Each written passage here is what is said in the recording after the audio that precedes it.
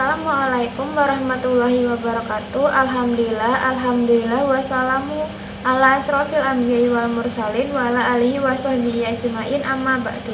Pertama-tama marilah kita panjatkan puja dan puji syukur atas kehadirat Allah Subhanahu wa taala yang telah melimpahkan rahmat dan hidayahnya kepada kita.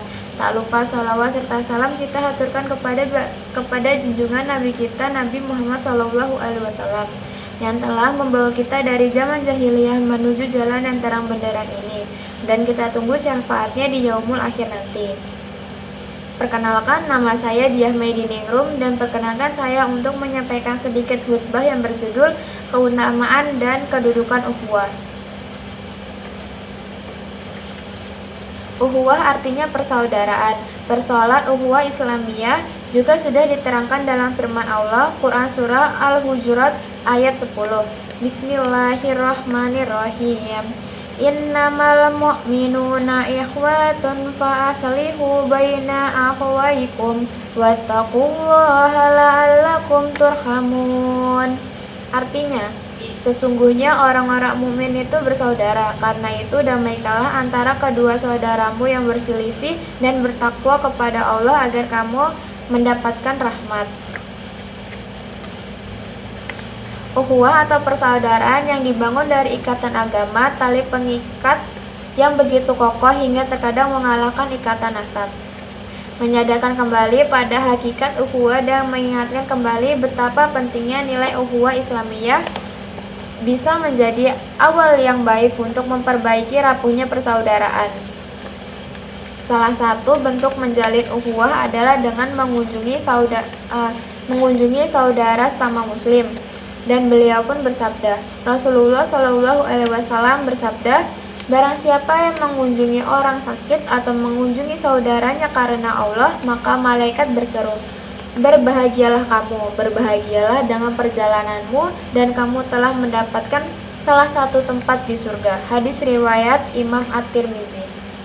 Bentuk ukhuwah yang lain adalah menyampaikan berbagai kebaikan kepada saudara. Tidak rela saat saudara mengalami sedih atau susah, karena beliau bersabda, perumpamaan seorang mukmin dengan mukmin yang lainnya dalam kelembutan dan kasih sayang. Bagikan satu tubuh, jika ada bagian tubuh yang merasa sakit, maka seluruh bagian tubuh lainnya turut merasakan sakitnya. Hadis riwayat Imam Muslim. Nilai ukhuwah. Ukhuwah Islamiyah merupakan satu dari 3 unsur kekuatan yang menjadi karakteristik masyarakat Islam di zaman Rasulullah, yaitu pertama, kekuatan iman dan akidah, kedua, kekuatan ukhuwah dan ikatan batin, dan ketiga, kekuatan kepemimpinan dan senjata. Dengan 3 kekuatan ini, Rasulullah Shallallahu Alaihi Wasallam membangun masyarakat ideal, memperluas Islam, mengangkat tinggi bendera tauhid, dan menegakkan eksistensi umat Islam. Subhanallah. Sayang, hari ini kita berada di suatu zaman di mana ikatan ukhuwah Islamiyah sedemikian rapuh. Umat Islam bercerai-berai, bergolong-golong, dan masing-masing merasa berbangga dengan golongannya. Sementara antar pribadi muslim itu sendiri pun tidak jarang sekali dengki, saling curiga, berselisih sedikit tahunnya dan di dalam kebaikan. Kedudukan ukhuwah dalam Islam. Ukhuwah Islamiyah adalah nikmat Allah, sebagaimana firman-Nya, Bismillahirrahmanirrahim, fa asbahtum bi ni'matihi ihwanan. Artinya, lalu menjadilah kamu karena nikmat Allah orang-orang yang bersaudara. Quran Surah Ali Imran ayat 103. Ukhuwah adalah karunia anugerah pemberian Allah, sebagaimana firman-Nya, Bismillahirrahmanirrahim, Lau anfaqta ma fil ardi jami'an ma allafta baina qulubihim. Artinya, walaupun membelanjakan semua kekayaan yang ada di bumi, niscaya kamu tidak dapat mempersatukan hati mereka. Akan tetapi, Allah telah mempersatukan hati mereka. Quran Surah Al-Anfal ayat 63. Dilanjut dengan Quran Surah Ali Imran ayat 103. Bismillahirrahmanirrahim. Wa zakuru ni'matallahi 'alaikum iz kuntum a'da'an fa'alafa baina qulubikum. Artinya, dan ingatlah akan nikmat Allah kepadamu ketika kamu dahulu masa jahiliyah bermusuh-musuhan, maka Allah mempersatukan hatimu. Ukhuwah juga membangun umat yang kokoh. Ia adalah bangunan maknawi yang mampu menyatukan masyarakat manapun. Ia lebih kuat dari bangunan materi yang suatu saat bisa saja hancur diterpa badai atau ditelan massa. Sedangkan bangunan ukhuwah Islamiyah akan tetap kokoh. Rasulullah Shallallahu Alaihi Wasallam bersabda, mukmin satu sama lainnya bagaikan bangunan yang sebagainya mengokohkan bagian lainnya. Hadis riwayat Imam Al-Bukhari. Dan ukhuwah Islamiyah ini diikat oleh iman dan takwa. Iman juga diikat dengan ukhuwah. Allah berfirman, Bismillahirrahmanirrahim. Innamal mu'minuna ihwah. Artinya, sesungguhnya orang-orang mukmin itu bersaudara. Quran Surah Al-Hujurat ayat 10. Adapun persaudaraan bukan karena iman, maka itu adalah persaudaraan dusta, tidak memiliki akar dan tidak memiliki buah. Sebaliknya, jika iman tanpa persaudaraan, maka itu adalah iman yang tidak sempurna, belum mencapai derajat yang diinginkan. Tanpa kedua perkara ini, persaudaraan hanyalah penyesalan kelak di yaumul akhir. Hanya penyesalan kelak di yaumul akhir. Allah berfirman, Bismillahirrahmanirrahim. Al-akhillau yawma izin ba'duhum li ba'din aduwwun illal muttaqin. Artinya, teman-teman akrab pada hari itu sebagaimana menjadi musuh sebagaimana yang lain kecuali orang-orang yang bertakwa. Quran Al-Zukhruf ayat 67. Dari ukhuwah Islamiyah lahir banyak keutamaan pahala berpengaruh positif pada masyarakat dalam menyatukan hati, menyamankan kata, dan merapatkan barisan. Orang-orang yang terikat dengan ukhuwah Islamiyah memiliki banyak keutamaan, diantaranya 1.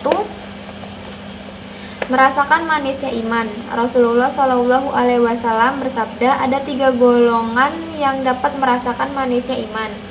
Orang yang mencintai Allah dan Rasul-Nya lebih dari mencintai dirinya sendiri, mencintai seseorang karena Allah, dan ia membenci kembali pada kekafiran sebagaimana ia benci jika ia dicampakkan ke dalam api neraka. Hadis riwayat Imam Al-Bukhari. Kedua, berhak mendapat anugerah di padang mahsyar. Di akhirat kelak Allah Ta'ala berfirman, di mana orang-orang yang saling mencintai karenaku, maka hari ini aku akan menaungi mereka dengan naungan yang tidak ada naungan kecuali naunganku. Hadis riwayat Imam Muslim. Ketiga, mendapatkan kecintaan Allah Subhanahu wa Ta'ala. Rasulullah Shallallahu Alaihi Wasallam juga bersabda, ada seseorang yang mengunjungi saudaranya di sebuah desa. Di tengah perjalanan Allah mengutus malaikatnya. Ketika berjumpa, malaikatnya bertanya, mau kemana? Orang tersebut menjawab, saya mau mengunjungi saudara di desa ini.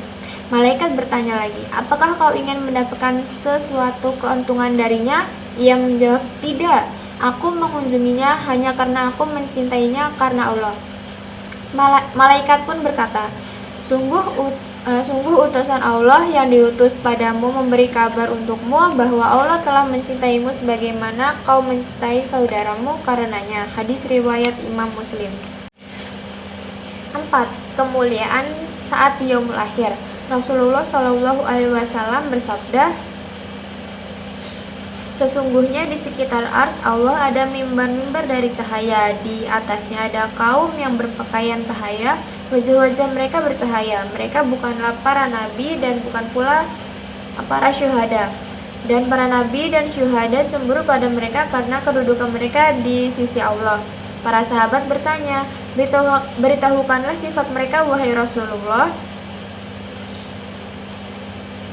Maka Rasulullah bersabda, mereka adalah orang-orang yang saling mencintai karena Allah, bersaudara karena Allah, dan saling mengunjungi karena Allah.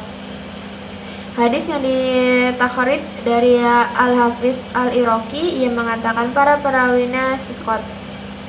Kelima, derajat iman tertinggi. Rasul pernah ditanya tentang derajat iman yang paling tinggi. Beliau bersabda, hendaklah kamu mencinta dan membenci karena Allah. Kemudian Rasul ditanya lagi, selain itu apa wahai Rasulullah? Rasul menjawab, hendaklah kamu mencintai orang lain sebagaimana kamu mencintai dirimu sendiri, dan hendaklah kamu membenci sebagaimana kamu membenci dirimu sendiri. Hadis riwayat Imam Al-Munziri. Keenam, diampunkan dosa.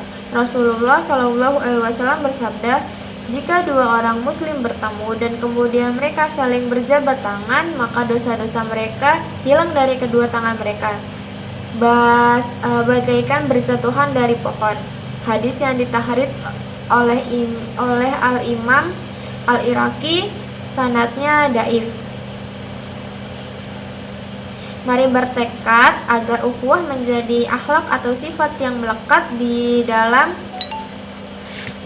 diri hingga menjadi pilar yang mengokohkan kekuatan umat dan sarana menggapai kemuliaan dunia dan akhirat, insyaallah.